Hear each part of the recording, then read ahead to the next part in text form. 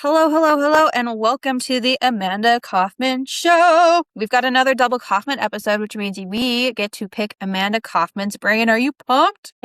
We are talking about how do we manage the different kinds of relationships that you have inside of a business? Because not everybody's a prospect, not everybody's a collaborator, but can you tell me a little bit about how this is coming up with your clients these days? Absolutely. So I love working with people who have gotten started with their business, but they're starting to get those stall outs. They've hit this ceiling because they're not enrolling as many clients as they would like to. They feel like they've picked all the low-hanging fruit in their business, meaning like they had some initial success with their initial warm network of people who brought them the referrals really readily, or they were at the right place at the right time, or they gave that really great speech at that awesome event. And so they've basically worked through all of those relationships, and now they're like, right? When's the next customer going to come in? When's the next client going to hit? And so what I thought we could unpack today is a strategy that made a massive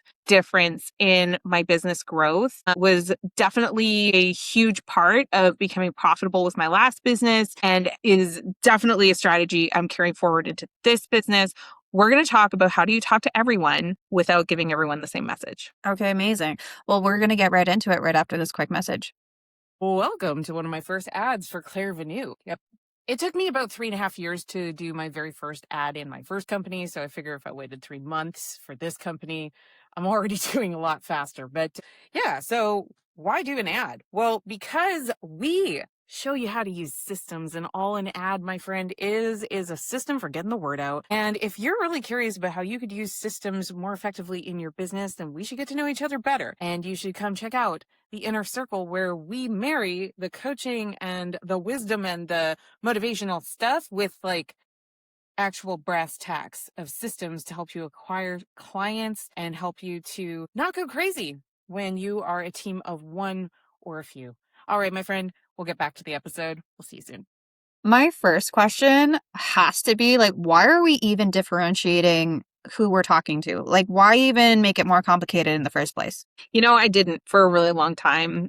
When I started my business, I learned from some of the big gurus that teach things in a very linear way. So it's getting the attention, hooking the attention, and then getting that opt-in, and then building your list, and then talking to your list, and doing promotion to your list. And I think that's actually a fine model to start with. And after growing my list to over 22,000 people, I noticed that my open rate was going down, down, down, down, down. And I also noticed that the sign up rate for my various launches was also kind of schmeh. And what was really crazy is at the time of this discovery, I was running tens of thousands of dollars in advertising spend every single month. So it wasn't that I didn't have traffic and I didn't have people finding out about my business and new leads coming in, and yet those metrics were still going down, down, down. So I freaked out. I was like, what's going to happen here? Because I could tell that for all of the effort, the energy, and the investment that we were putting into growing the business, it was diminishing. It was just diminishing, and I would have to spend more and more and more money to get the same attention and visibility, to get less and less and less engagement. And I'll walk you through exactly what I did, but just long story short, I went from having an open rate of about 12% to having an open rate of closer to 64%. And it was because of this one strategy. And it had nothing to do with subject lines. I can't wait to tell you about it. Oh my goodness, that's like a 5x. That's insane. It's huge. It's huge. So the strategy, in short, is called segmenting. And so segmenting is basically where you take that list of 22,000 people and you start to split that list in a few different dimensions. So one of the things that I looked at was, is this even a good email anymore? A lot of people, it turns out that something like 30% of people will ditch their old email and start a brand new personal email address every single year. A third. So if you've been building your list for a long time, that means that you've got a lot of dud emails in that list where maybe it's not active anymore. Maybe it never was, because there's a lot of people that will want to buy your or get your download or whatever, but they don't want your marketing. So they'll give you a bad email address.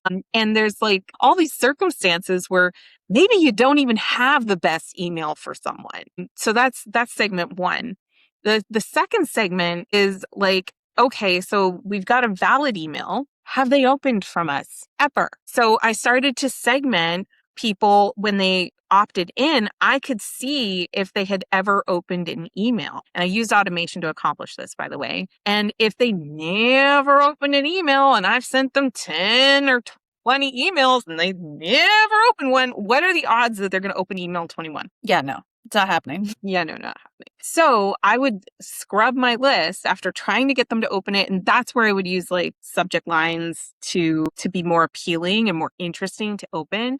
But even then, a lot of people do know this, but a lot of people don't know this. A few years ago, as we evolve technology, the very beginning of technology is always really Wild West. And then what happens is bad stuff, right? Bad stuff always happens when it's Wild, Wild West. So then what do? We put in controls. So a few years ago, they released a control through Apple's iOS that basically makes it look like the email was open, but it actually wasn't. So that same protocol is across lots of email providers. And so a lot of people got like this artificial lift in open rate. And so the other thing I filter for and I look for is, did you click? Did you click on something in the email, or did you participate in a form of marketing that I maybe didn't put on the general social media and I only put to the email list? If you're engaging with stuff that way, I know it's clever, but what I'm really segmenting for is the interactivity. Are you interacting with the brand? But that's only one segment. Well, and I love your little side notes like, oh, I used automation to do this. So you're not,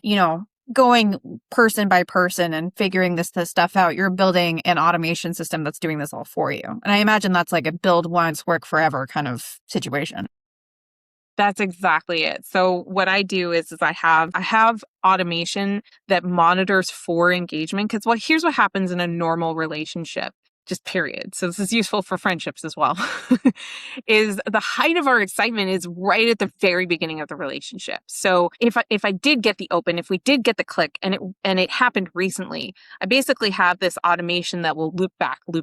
Every time you do something that's a measurable interaction with the brand, it basically resets the clock on your particular contact record. And so I have people that have engaged in the last 7 days. I've got people that have engaged in the last 28 days, the last 90 days, and so on.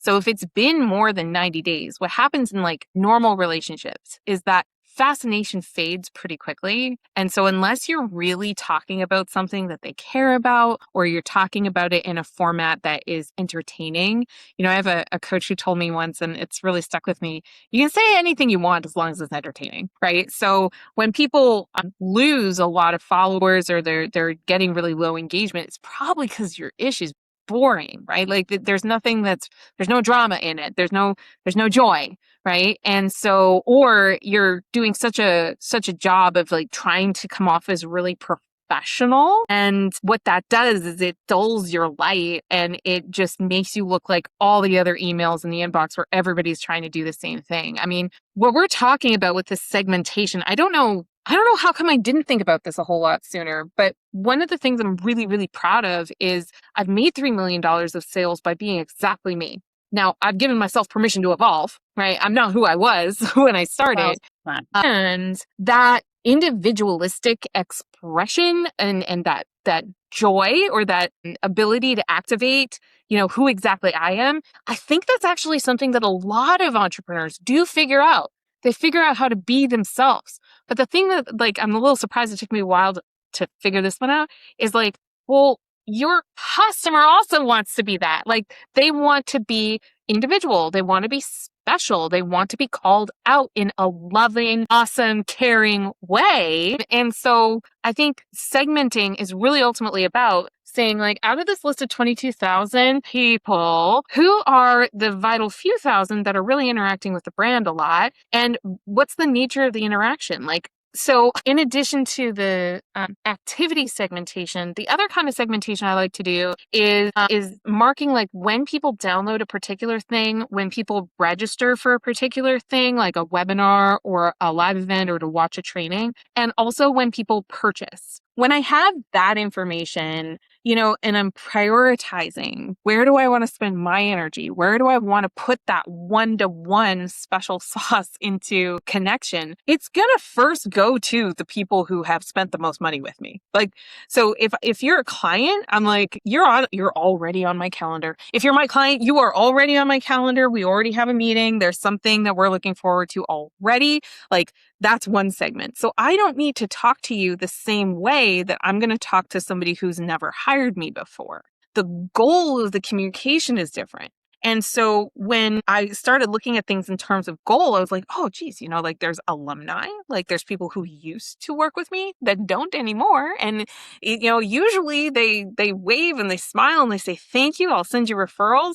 Sometimes they're like, well, thanks. And often they say nothing at all. But if I treat every single one of those alumni exactly the same way, that's not going to work out really well because they're not being seen as the individual that they are, and our relationships not being treated as the individual and unique relationship that we have. So yeah, similarly, if I'm emailing somebody that's been on my list for years, who's never signed up for anything, who's never clicked anything, who's never interacted again after that initial hi, nice to meet you, they don't get the same kind of treatment as that person who keeps coming to webinar after webinar after webinar and still hasn't signed up. 1,000%. Well, and I really like the balance, but I want to get into it a little bit deeper after this message.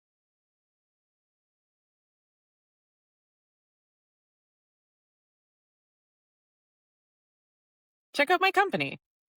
I sponsored the show. Okay, bye. It sounds like you're using automation to, yes, clean your list and to kind of segment people into these different groups of clients, people who are flirting with you. That's the way I think about it. If someone's engaging with a lot of your stuff, but they maybe haven't pressed the big red button of committing to working with you yet, they're flirting. And the people who straight up just don't even realize they're in your orbit, I guess my question for you would be of all of these segments, is it all automation that you're using? Or as people get more, are spending more time and money with you, is it getting more personal? How do you balance that? I love this question because this is what I actually wrestled with for a long time, and it prevented me from doing the actions that were necessary to gain the visibility, to grow the list. And, you've got to have that growth to build the business and have stability in the business. So here's how I look at it is if you're a customer or a client, like I said, you're on my calendar.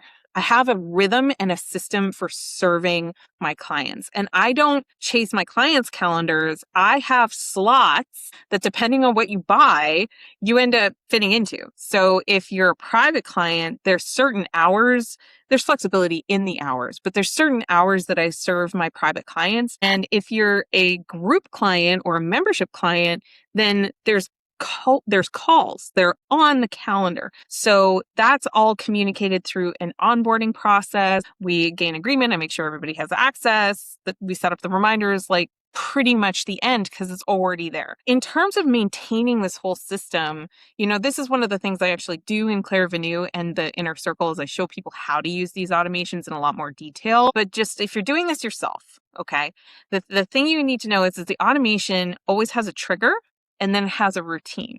So what I'm doing is I've got the trigger. The triggers are going to be things like filling out a form, making a purchase, opening an email, clicking on a link. Those are all things that your person does in the system that will trigger the subsequent set of things. So the subsequent steps could be applying a tag, starting a timer or a countdown timer, adding to it other automations. And so when you use all those things together, you can keep your list pretty segmented and fairly automated. But being said, because communication is so super important in your business, it's very important that you monitor those automations to make sure that they're firing the way that they're supposed to and that they're removing people from them the way that they're supposed to. So never build an automation without testing it, and never build automation into your business without having a auditing rhythm where you're checking to make sure that things are actually working the way that you think that they're working. I think that the other big piece of this is that I do have a manual check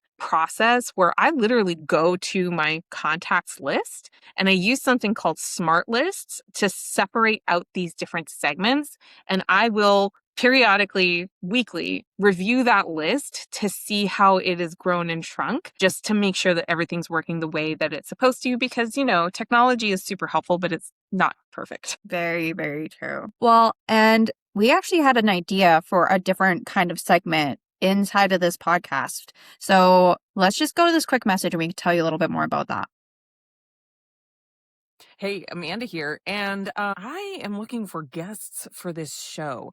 So I'm looking specifically for established entrepreneurs who've figured out a thing or two about how to make this business thing work in the context of a real life. So if you would love to sit down for an episode of the Amanda Kaufman Show and let me pick your brain in front of the people, then make sure you apply at clairvenu.com/the-podcast. Link is in the show notes. Let's get back to the show. Okay. So here's the thing is this sounds like a very practical brass tacks system automation that someone can set up in their client relationship management or CRM software that they already have. Is that right? Absolutely. So, when I'm working with my clients, I have a CRM that I do recommend. It's our Clairvenu OS. And the reason I recommend it is because I can port in a lot of these automations and systems for you, so you don't have to set all of these things up. That being said, CRMs generally have a tagging feature. Most of them have some kind of an automation feature. You've got timing and you've got steps. So when you work those three things together, then you can automate the application of the tag. Where I see people maybe getting a little lost is they see the CRM and they see the tags, but then they get into the game of manual application of the tags. And that just is not the highest use of your time as a founder. I'm very much like a visual learner personally, and especially when it comes to technology, being able to actually watch someone go through the steps and seeing where the buttons are, so on and so forth. It just helps cement these kind of things in my brain so that they actually are functional and helpful. Absolutely. Here, Let Me Do This For You is my new show concept that I'm planning to weave into the Amanda Kaufman Show, where I'm going to interview actual business owners who are implementing systems exactly like this, and I'm going to do it for them. So as we're going through it, I'm going to be screen capturing, and you'll be able to see the click by click of everything that we're doing. And the only thing is just to keep it really consistent, and so people can follow along. We're doing all of the builds inside of Clairvenu OS. So if you're not a member of the inner circle, this might be a good time to consider it, because you can get free consulting and be featured on our show. You're going to get a lot of value out of just seeing a system like this implemented. Because like you said, it increased your open rate by 5x, which is crazy. Well, I had a lower unsubscribe rate because the relevancy of the message was matched to the recipient. Right? So when you think about your own inbox and the overwhelm that can be your own inbox, I know some people have 15,000, 30,000 emails left unread.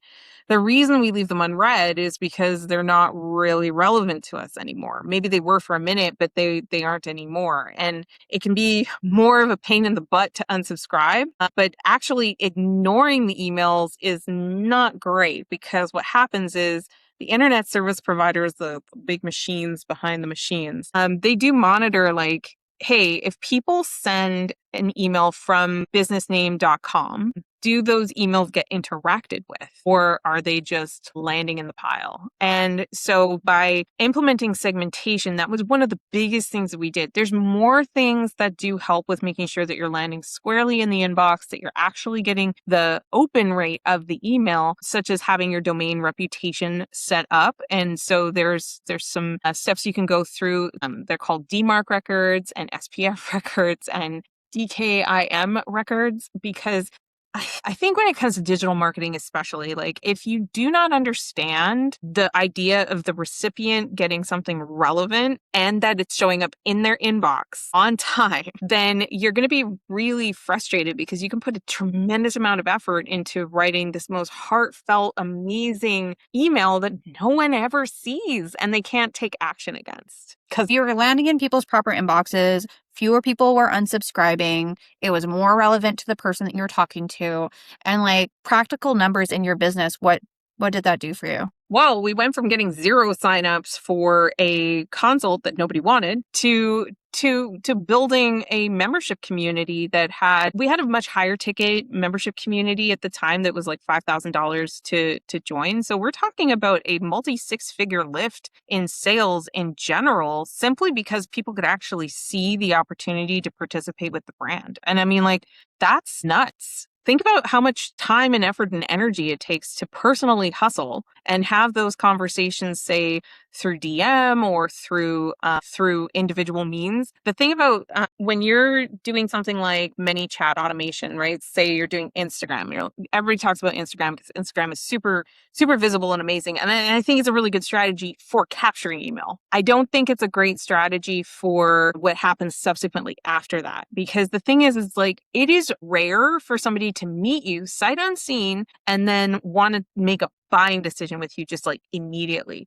Very often they're going to need more value from you. And the thing is there's limitations on being able to send like a message blast through ManyChat. If the person hasn't interacted with your brand for a day or two, for example, I think it's 24 hours actually, then you're actually blocked from messaging them again. So it does protect the experience for people who are using the gram, but then you need to have a better strategy for getting them to engage. So I really believe in having more of an omni-channel kind of presence, where you're maybe capturing the lead off of the Instagram, but then you're very quickly moving that to a more of an email-based, meeting-based relationship, where you're inviting people to webinars and you're getting that email opened over time.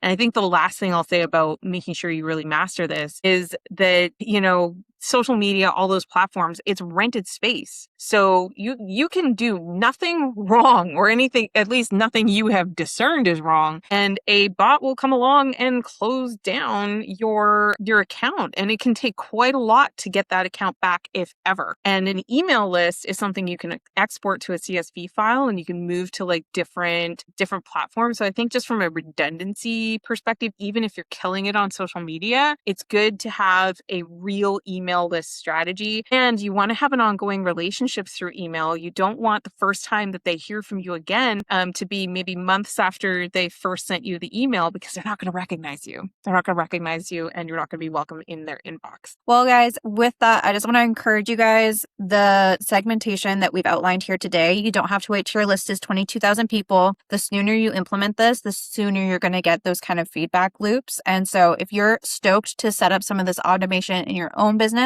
let us know down below. And with that, have a good rest of your day.